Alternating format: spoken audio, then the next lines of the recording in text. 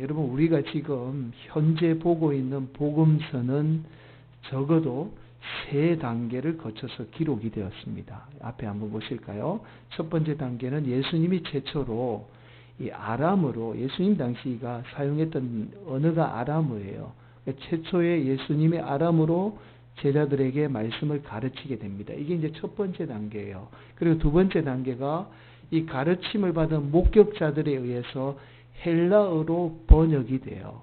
세계, 그 당시 로마가 그리고 세계가 사용했던 지금은 마치 영어와 같은 그런 헬라어로 번역이 됩니다. 이게 두 번째 단계예요. 그리고 세 번째 단계가 번역이 된 헬라어 본문을 가지고 예수님의 제자들이 어떤 그 제자 공동체에 맞게 본문을 어떻게 해요? 편집하고 재배열을 해서 지금 복음서가 기록이 된 거예요. 그러니까 여러분, 예수님이 수많은 말씀을 전했잖아요. 3년 동안 말씀을 전했으니까 얼마나 많은 말씀을 전했겠습니까? 그 말씀 가운데 그 말씀을 그대로 기록한 것이 아니라 제자들의 상황에 맞게 예수님의 말씀을 어떻게 재배열해서 지금 복음서를 기록을 하게 된 거예요. 자, 왜 이런 과정을 거치게 되었는가라는 거예요. 좀 쉽게 예를 들어서 좀 몸에 와닿을 수 있도록 여러분에게 설명을 드리겠습니다. 제가 여러분에게 사랑해야 합니다 라고 말씀을 전했다라고 한번 가정을 해봅시다. 그러면 여러분 가운데에 이 부부간에 심각한 갈등을 겪고 있는 사람이 있다라면 사랑하라 라는 말씀이 부부간에 서로 사랑해야 된다라는 말씀으로 들리게 될 거예요. 사랑하라 라는 말씀이 부부의 상황에 맞게 재해석이 됐다라고 볼 수가 있는 거예요. 또 하나, 자식과 부모 간에 갈등이 있는 사람은 사랑하라 라고 말씀을 들었을 때 아마도 부모와 자식 간에 서로 사랑해야 된다라는 말씀으로 들려지게 되겠죠. 사랑하라 라는 말씀이 부모와 자식 간에 서로 사랑해야 한다라는 말씀으로 상황에 맞게 재해석이 된 거예요. 자, 이처럼 예수님이 원래 말씀이 있잖아요. 그 텍스트라고 하는데 원래의 의미가 시간이 지나게 되자 당시 제자들의 상황에 맞게 새롭게 들려지게 되었던 겁니다.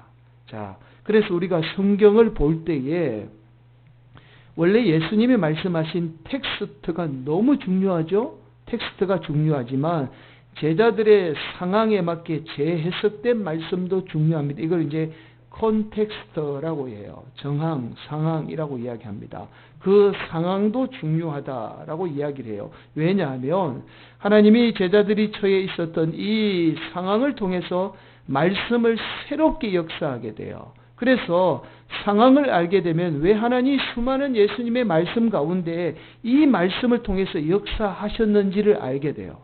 더 중요한 것은 바로 이 정황을 알게 되면 예수님의 말씀이 지금 우리 삶 가운데 어떻게 역사하고 계시는지를 우리가 깨닫게 됩니다. 그래서 이 콘텍스트가 텍스트만큼 중요하게 되는 거예요. 제가 여러분 서두에서 본문의 형성 과정을 말씀드리는 이유가 있습니다. 오늘 우리가 함께 나눌 이 말씀은 공간복음에 다 기록이 되어 있어요. 공간복음이 뭐냐면 마태, 마가, 누가복음은 같은 관점에서 기록이 되었다 해서 공간복음이라고 이야기합니다. 오늘 본문이 마태, 마가, 누가에 다 기록이 되어 있는데 이 세 복음서가 다 다른 관점으로 말씀이 기록이 되어 있어요. 예수님의 원래 말씀하신 본문은 똑같은데 제자들의 상황에 따라서 다르게 본문이 재해석되고 있다라는 겁니다. 여러분, 마태복음을 먼저 좀 살펴보겠습니다. 마태복음은 오늘 본문이 22장 34절에서 40절까지가 기록이 되어 있어요. 그런데 40절 끝에 이렇게 말씀합니다. 이 두 계명이 온 율법과 선지자의 강령이니라. 자, 말씀 그대로 이 마태복음은 이스라엘 백성들이 하나님을 사랑하는 것만큼 내 이웃을 내 자신과 같이 사랑하는 것이 너무 중요하다. 이것이 율법과 선지자의 말씀이다 라고 말씀하고 있죠. 말 그대로 이스라엘 백성들이 지켰던 구약의 말씀을 한마디로 요약하면 하나님 사랑하는 거고 내 이웃 사랑하는 거라는 하나님의 재해석을 하고 있는 거예요. 예수님이 재해석이라고 보시면 됩니다. 자, 이스라엘 백성은 구약 말씀을 통해서 오로지 하나님만 섬기는 것을 중요하게 여겼죠. 그러나 예수님은 하나님 사랑하는 것만큼 어떻게 해요? 이웃 사랑하는 것도 중요하다라고 말씀하고 있지요. 자, 이러한 예수님의 말씀을 마태는 이웃 사랑에 대한 강조를 하고 있는 거예요. 자, 반면에 누가복음은 마태복음과 다르게 원래 예수님의 본문을 가지고 다르게 또 말씀을 전하고 있어요. 누가복음 10장 25절에서 37절에 이 오늘 본문이 나옵니다. 자, 10장 25절은 이렇게 본문이 시작돼요. 어떤 율법 교사가 일어나 예수를 시험하여 이르되 선생님 내가 무엇을 하여야 영생을 얻으리까? 다른 복음서는 뭐라고 이야기해요? 첫째 계명에 대해서 서기관이 물어보는데 누가복음은 율법 교사가 예수님을 시험하기 위해서 과연 영생이 뭡니까? 라고 물어보고 있는 거예요. 그러자 예수님이 율법에 목숨을 다해서 하나님 사랑하고 내 이웃을 내 자신같이 사랑하는 말씀을 지켜야 영생을 얻을 수 있다라고 그에게 대답을 하게 되죠. 자, 그러자 율법 교사가 그렇다면 과연 내 이웃은 누구입니까? 라고 다시 예수님에게 물어보게 돼요. 그러자 예수님이 이 강도 만난 사람에게 자비를 베푼 선한 사마리아인에 대한 이야기를 합니다. 여러분 이야기 좀 잘 알 거예요. 어떤 이야기냐면 어떤 사람이 예루살렘에서 여리고로 가다가 강도를 만나요. 그리고는 그 강도에게 죽을 정도로 맞고는 길거리에 버려지게 됩니다. 때마침 제사장이 길을 가다가 이 강도 만난 사람을 봤어요. 그런데 제사장이 누구죠? 지금의 말하면 목회자잖아요. 그런데 이 강도 만난 사람을 도와주지 않고 그냥 지나가고 맙니다. 자, 이번에는 레위인은 이스라엘 백성들 가운데 구별된 삶, 어떤 아주 정치적으로 종교적으로 뛰어난 사람들이 레위인이에요. 이번에는 레위인도 지나가다가 그 사람 죽어가는 사람을 보고는 그냥 지나치고 말죠. 그러다가 지나가던 사마리아인이 강도 만난 사람을 보고는요 상처를 치료해주고 심지어는 주막에 데려다가 돈까지 주면서 돌봐줄 것을 부탁하게 되죠. 이 이야기를 하면서 진정한 이웃, 내 자신과 같이 사랑해야 될 대상이 누구인가에 대해서 예수님이 말씀하게 돼요. 여러분 당시 사마리아인은 유대인들이 원수같이 생각했던 사람들입니다. 왜냐하면 사마리아인은 혼혈인이에요. 그리고 유대인들은 혼혈인은 어떻게 해요? 자기 민족으로 이스라엘 백성으로 인정을 안 해주잖아요. 그래서 이것 때문에 늘 다투고 싸우고 서로 죽였던 원수 같은 존재예요.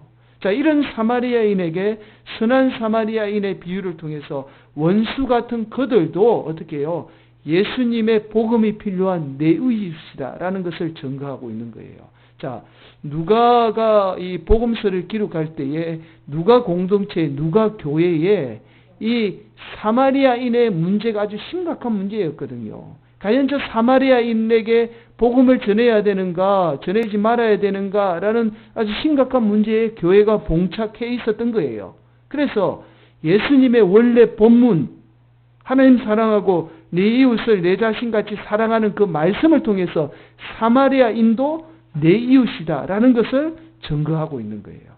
이해가 되십니까? 자, 그럼 오늘 본문 우리가 봉독한 마가복음은요, 마태복음과 누가복음과는 또 다르게 원래 예수님의 본문을 가지고 다른 의도로 말씀을 기록하고 있어요.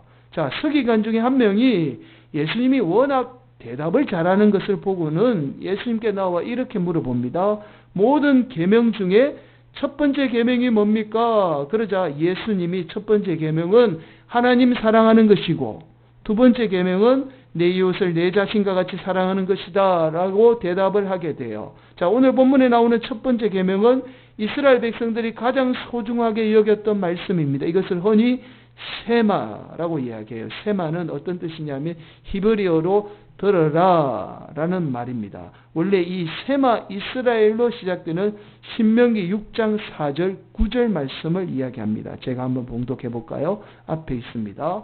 이스라엘아 들으라, 세마 이스라엘아, 우리 하나님 여호와는 오직 유일한 여호와이시니 너는 마음을 다하고 뜻을 다하고 힘을 다하여 내 하나님 여호와를 사랑하라. 오늘 내가 내게 명하는 이 말씀을 너는 마음에 새기고 내 자녀에게 부지런히 가르치며 집에 앉았을 때든지 길에 갈 때든지 누워 있을 때든지 일어날 때든지 이 말씀을 강론할 것이며 너는 또 그것을 내 손목에 메어 기호를 삼으며 내 미간에 붙여 표로 삼고 또 내 집 문설주와 바깥문에 기록할지니라. 이 세마는 이스라엘 백성들이 자녀들에게 가르쳤던 말씀이에요. 또한 이스라엘 백성들은 모세가 선포한 이 세마 말씀을 가지고 여호와 하나님이 유일한 하나님임을 늘 신앙으로 고백했던 말씀이기도 합니다. 자, 이스라엘 백성들의 이 신앙 고백을요, 매일 아침과 저녁에 암송하고 자녀들에게 가르쳤어요. 여러분 사진 한번 보실까요? 이게 테플린이라고 합니다. 여기에 이 말씀이 기록이 되어 있는 거예요. 그래서 아이들이 이 감고 있는 이 테플린을 통해서 매일 저녁에 한 번씩 읽게 합니다. 자, 그리고 또 다음 사진 볼까요? 문설주에 메주자를 달아서 여기에 이제 세마가 기록되어 있는 거예요. 그래서 어떻게 해요? 문에 들어갈 때 오늘 이제 신명기 6장 말씀처럼 들어갈 때 이 메주자를 만지면서 어떻게 해요? 하나님의 세마 말씀을 암송을 하는 겁니다. 매일같이 들어올 때 나갈 때 하나님 말씀을 암송하게 해요. 자, 이처럼 세마는 이스라엘 백성들이 오직 여호와 하나님만을 섬겨야 함을 강조하고 있는 말씀이에요. 그런데 예수님이 하나님 사랑하는 것만큼 이웃 사랑의 중요성에 대해서도 말씀하고 있습니다. 그러자 서기관이 이렇게 대답해요. 32절 33절 말씀이죠. 서기관이 이르되 선생님이여 옳소이다. 하나님은 한 분이시요 그 외에 다른 이가 없다 하신 말씀이 참이니이다. 또 마음을 다하고 지혜를 다하고 힘을 다하여 하나님을 사랑하는 것과 또 이웃을 자기 자신과 같이 사랑하는 것이 전체로 드리는 모든 번제물과 기타 제물보다 나으니이다. 예수님 말씀이 옳습니다. 어떤 다른 제사보다 예배 드리는 것보다 하나님 사랑하고 이웃 사랑하는 것이 더 귀하고 소중합니다. 라고 서기관이 대답을 하게 된 거예요. 그러자 예수님이 이 서기관의 지혜로운 대답을 보시며 이렇게 말씀해요. 34절이에요. 내가 하나님의 나라에 멀지 않도다. 이 사람에게 임할 하나님 나라가 곧 임하게 될 것이다 라는 말씀이죠. 여러분 오늘 본문을 자세히 살펴보면 예수님이 서기관이 물어보지도 않은 둘째 계명에 대해서 대답하고 있는 모습을 우리가 발견해요. 서기관은 예수님에게 뭘 물어보죠? 첫 번째 계명에 대해서 물어봅니다. 그런데 예수님이 둘째 계명까지 말씀을 하고 있지요. 31절 우리 함께 봉독합니다. 시작. 둘째는 이것이니 내 이웃을 내 자신과 같이 사랑하라 하신 것이 이보다 더 큰 계명이 없느니라. 자, 하나님을 사랑하는 계명만큼 이웃을 내 자신같이 사랑하는 그 큰 계명이 없다라는 거예요. 그러니까 이 말은 하나님 사랑하는 것만큼 내 이웃, 내 성도들을 어떻게 해요? 내 자신같이 사랑해야 된다라는 말씀입니다. 결국 오늘 본문의 말씀이 단순히 이스라엘 백성들이 소중하게 여겼던 첫 번째 계명, 하나님 사랑에 대한 말씀이 아니라 오늘 본문을 통해서 우리 주님은 더 깊이 있는 말씀을 우리에게 전하고 있음을 우리는 발견하게 되죠. 자, 오늘 본문 그 깊이 있는 말씀을 우리가 함께 살펴보는데요. 자, 오늘 본문의 말씀의 결론이라고 할 수 있는 34절에 보면 오늘 본문을 기록한 마가의 의도가 분명하게 드러나요. 34절 한 번 더 봉독합니다. 시작. 예수께서 그가 지혜 있게 대답함을 보시고 이르시되 내가 하나님의 나라에서 멀지 않도다 하시니 그 위에 감히 묻는 자가 없더라. 쉽게 말씀드리면 예수님이 말씀하신 첫 번째와 두 번째 계명이 하나님 나라, 이 말 하나님 나라와 밀접한 관계가 있음을 우리는 알 수가 있습니다. 자, 오늘 본문에서 하나님의 나라가 멀지 않았다라는 것은 예수님으로 인해서 곧 하나님 나라가 임하게 된다라는 말씀이에요. 자, 예수님이 십자가 지고 우리의 죄를 사해 주신 사건은 단순한 사건이 아니라 우리의 죄만 사해 준 단순한 사건이 아니라 바로 예수님을 통해서 하나님의 나라가 우리에게 임한 사건입니다. 자, 그래서 우리가 흔히들 하나님 나라 하면 두 단어로 설명을 해요. 제가 영어를 잘 안 쓰는데요. 이건 꼭 좀 써야 될 단어라서 여러분 아마 많이 들어보셨을 단어예요. 하나님 나라를 흔히 두 단어로 설명해요.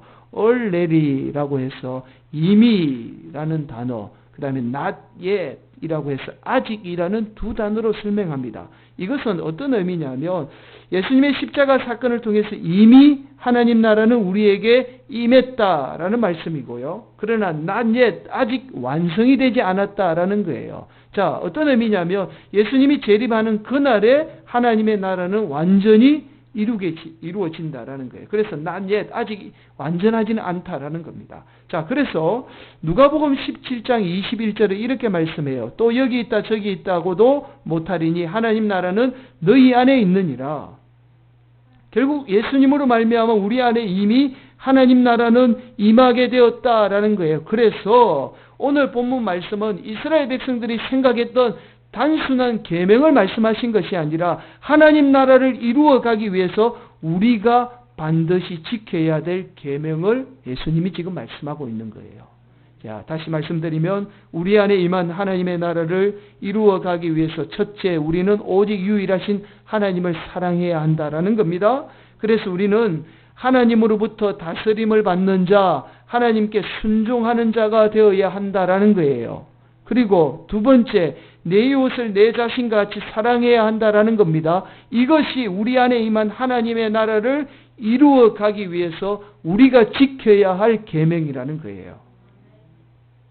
여러분, 우리가 왜 하나님 나라를 잃어버렸는지 그 이유를 좀 알 필요가 있어요. 태초의 인류는 하나님의 나라에 함께 살았습니다. 에덴 동산에서 하나님과 함께 살았죠. 그러나 인간의 욕망이 하나님과 같이 되고자 했습니다. 그래서 하나님 뜻에 순종하지 않고 우리 마음대로 한 거예요. 그렇게 인간이 범죄하게 되고 하나님 나라에서 쫓겨나게 되죠. 그러나 하나님은 예수님을 통해서 우리에게 다시 하나님 나라를 회복시키신 거예요. 그 하나님 나라의 백성들은 먼저 오직 하나님을 믿는 자, 다른 말로 하나님 뜻에 순종하는 자, 또한 예수님이 이 땅에 오셔서 자신의 생명까지 아끼지 않으시고 우리를 위해서, 우리를 사랑하셔서 십자가에 못 박혀 죽으셨듯이 우리 또한 타인을 내 몸과 같이 사랑할 때에 우리는 우리 안에 임한 하나님의 나라를 이루어 가게 된다라는 말씀입니다. 그래서 골로새서 1장 13절에 이렇게 말씀해요. 그가 우리를 흑암의 권세에서 건져내사 그의 사랑의 아들의 나라로 옮기셨으니, 어떻게 옮기셨다고요? 하나님의 나라로 우리를 옮기셨다라고 이야기해요. 우리는 예수님으로 말미암아 하나님의 자녀로 하나님의 나라의 백성으로 다시 태어나게 된 겁니다. 이것은 우리 성경은 이것을 거듭남이라고 번역해요. 그런데 사실은 이게 조금 거듭남이라는 게 애매모호한 표현이죠. 원래는 이게 우리 원래 원어는 born again이라고 해서 완전히 새롭게 태어났다라는 뜻이에요. 그러니까 우리가 예수님으로 말미암아 완전히 새롭게 태어나게 된 거예요. 우리는 하나님 나라 안에서 하나님의 백성으로 완전히 새롭게 태어난 겁니다. 그래서 우리는 반드시 하나님의 백성으로 하나님 나라를 우리 안에 이루어 가기 위해서 우리는 어떻게 하나님의 백성으로 어떻게 해요? 하나님 나라의 계명인 어떻게 해요? 하나님을 나의 주인으로 삼고 내 이웃을 내 자신과 같이 어떻게 해요? 사랑해야 한다라는 말씀이라는 거예요. 자, 여러분, 우리가 하나님 나라 하면 보통 두 가지의 나라로 생각을 해요. 첫 번째가 바로 유토피아적인 하나님 나라를 생각합니다. 성경은 이것을 천국이라고 말하죠. 마가복음에서는 천국에 대해서 한 번도 언급하고 있지 않습니다. 그래서 마가복음의 주제 중에 하나가 바로 우리 안에 임한 하나님 나라예요. 마가복음의 주제가. 자, 마가복음에서 말하는 하나님의 나라는 유토피아가 아닙니다. 유토피아라는 뜻은 앞에 한번 보실까요? 이런 뜻이에요. 유가 없다라는 뜻이고 토피아는 땅이나 장소를 말해요.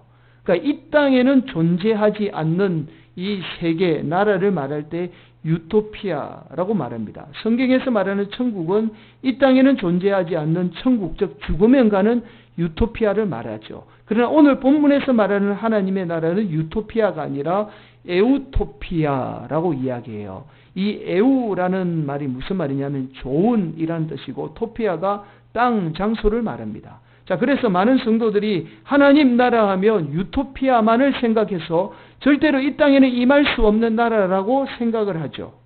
이것이 하나님의 나라에 대한 첫 번째 잘못된 생각입니다. 그러나 우리가 오늘 본문 말씀대로 하나님을 내 삶의 주인 삼고 하나님 뜻에 순종하며 내 이웃을 내 자신과 같이 사랑하게 되면 우리가 어디를 가든지 어떻게 해요? 에우토피아, 좋은 곳, 하나님의 나라는 이루어지게 되는 거예요. 자, 두 번째, 하나님 나라 하면 우리가 잘못된 생각을 가지는 게 무엇이냐면 오늘 본문에 나오는 이스라엘 백성들이 꿈꾸던 하나님의 나라를 생각합니다. 자, 다윗의 후손이 다시 일어나서 어떻게 하든지 로마의 압제에서 벗어나 그래서 이 땅에 눈에 보이는 하나님의 나라가 임하는 그 나라를 생각하죠. 다윗의 자손인 예수 그리스도를 통해서 성취되고 말씀이 제도화되고 법률화되는 눈에 보이는 그 나라를 생각합니다. 그래서 이러한 나라에 반대하는 자들을 억압하고 폭력마저도 일삼아서 어떻게 하든지 이 땅에 하나님의 나라를 이루어 가야 한다라고 생각을 하죠. 오늘날 많은 신앙인들 가운데 이런 하나님의 나라를 꿈꾸는 분들이 꽤 많이 있습니다. 여러분, 이것을 흔히 우리는 콘스탄틴식 하나님 나라라고 말해요. 자, 대표적인 것이 바로 로마 가톨릭 교회가 유럽을 지배했던 나라의 형태를 말합니다. 여러분, 로마의 콘스탄틴 황제의 거대한 권력을 힘입어 기독교의 가치를 제도화하고 법제화해서 끊임없이 사람들을 억압했던 나라이죠. 지금의 이슬람 국가들이 대부분 이러한 나라의 형태를 가지고 있습니다. 그러나 콘스탄틴식 하나님의 나라는 역사 속에서 또한 지금 이슬람 국가들을 통해서 얼마나 잘못된 나라인지를 우리에게 잘 보여주고 있죠.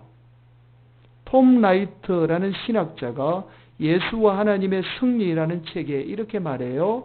이러한 나라를 꿈꾸는 사람들은 여전히 애굽의 종살이로 바벨론의 종살이로 살아가고 있다라고 말합니다. 여러분, 예수님이 이 땅에 오셔서 이미 승리했고 또 예수님을 통해서 하나님 나라가 이미 임했음에도 불구하고 여전히 애굽이라는 죄의 종살이로 또 바벨론이라는 권력의 종살이로 오늘날 많은 성도들이 살아가고 있다라는 거예요.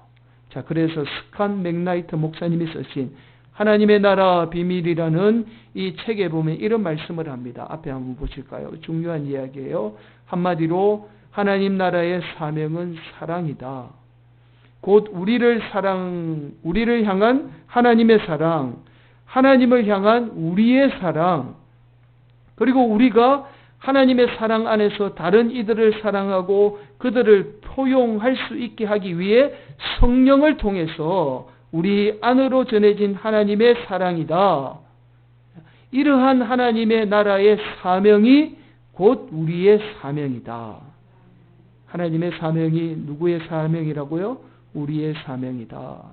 우리가 하나님을 사랑하고 하나님 뜻에 순종하며 또한 타인을 자신의 생명처럼 사랑할 때 에우토피아를 이루어 가게 된다라는 말씀이에요. 우리가 쓴 곳이 하나님의 나라로 이루어지게 된다라는 겁니다. 이것이 교회의 사명이고 우리의 사명이 되어야 한다라는 거예요. 여러분, 앞서서 서두의 콘테스트, 상황의 소중함에 대해서 말씀을 드렸죠. 상황을 알게 되면, 성경에 그 기록된 정황, 상황을 알게 되면 예수님이 지금 우리의 삶 가운데 말씀을 통해서 어떻게 역사하는지 우리가 알 수 있다라는 말씀을 드렸습니다. 여러분, 마가복음이 기록될 당시에 초대교회는 철저하게 위기에 봉착해 있었습니다. 여러분, 초대교회 공동체는요, 유대인들의 극심한 핍박 가운데 놓여 있었습니다. 그런 과정 속에서 온갖 이단들이 득세했어요. 그래서 이단 때문에 교회마저도 세상 사람들로부터 손가락질 받았습니다. 주 70년에는요, 나라마저 잃어버리게 돼요. 그래서 사랑하는 가족이 죽거나 어머니의 뿔뿔이 흩어지는 위기 속에서 그들이 살았습니다. 하나님이 이 위기로부터 교회를 지켜내는 유일한 방법이 바로 그들의 공동체를 통해서 하나님의 나라를 이루어가는 길이었던 거예요. 그래서 하나님은 마가를 통해서 초대교회가 세상을 이기는 유일한 방법을 가르쳐 주게 되었던 겁니다. 그것이 바로 성도들이 자신들이 서 있는 곳에서 하나님의 나라를 이루어가는 길이었습니다. 실제로 초대교회 공동체가 수많은 위기의 상황을 이겨낼 수 있었던 것은 바로 그들 가운데 오직 하나님만을 사랑하고 타인을 자신같이 사랑함으로 하나님의 나라를 이루어감으로 그 위기를 이겨낼 수 있게 되었던 거예요. 사랑하는 성도 여러분, 오늘날 교회도 안팎으로 위기에 봉착해 있습니다. 초대교회가 처한 상황이나 오늘날 성도들이 처한 상황, 우리 교회가 처한 상황이 너무나 비슷해요. 이 위기를 이겨내는 유일한 방법은 바로 우리가 먼저 내 안에 하나님의 나라를 이루어가는 거예요. 또한 우리 교회 공동체 가운데에 하나님의 나라를 이루어가는 겁니다. 이것이 무엇보다도 저와 여러분의 사명이 되어야 해요. 또한 우리 교회의 사명이 되어야 합니다. 그래서 우리는 늘 어디를 가든지 에우토피아를 이루어가야 해요.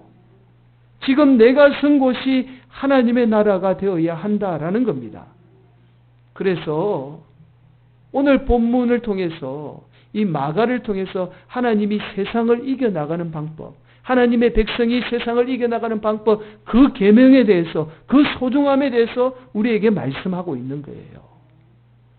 사랑하는 성도 여러분, 오늘은 우리 교회가 정한 자녀를 위한 주일입니다. 이스라엘 백성들이 오직 하나님만을 섬기는 첫째인 이 세마에만 머물러 있으므로 진리이신 예수님을 바라보지 못했죠. 그래서 여전히 그들은 노예의 생활에서 벗어나지 못하고 있습니다. 우리 자녀들도 마찬가지예요. 오직 하나님만을 섬겨서 하나님으로부터 복받는 이 첫째에만 머물러 있다라면 우리의 자녀 또한 세상의 노예에서 벗어나지 못할 겁니다. 우리는 우리 자녀들에게 타인을 나보다 더 사랑하는, 그래서 늘 이 자녀들이 선 자리에서 에우토피아를 만들어가는 그런 자녀들로 가르쳐야 합니다. 이것이 우리 자녀들이 세상을 이기는 유일한 방법이에요. 우리의 자녀들에게 하나님을 사랑하고 내 이웃을 내 몸과 같이 사랑하는, 그래서 하나님의 나라를 이루어가는 것이 얼마나 소중한가를 몸소 가르쳐주는 부모들이 되어야 합니다. 이것이 여러분이 세상을 이기는 방법이고, 여러분의 가정이 세상을 이기는 방법이고, 여러분의 자녀가 세상을 이기는 방법이에요. 여러분, 가정의 달입니다. 다른 어떠한 것을 해주려고 애쓰고 노력하지 마시고 여러분의 가정이 하나님 나라가 이루어지기를 애쓰고 노력하는 그런 복된 성도들이 되기를 간절히 바랍니다. 하나님을 내 주인으로 삼고 하나님 뜻에 순종하며 타인을 나보다 더 사랑하는 그런 복된 성도들이 되기를 간절히 바라겠습니다. 그래서 여러분이 선 곳에 늘 에우토피아, 하나님의 나라가 임하는 그런 복이 여러분 삶 가운데 임하기를 예수님의 이름으로 간절히 축원을 드리겠습니다.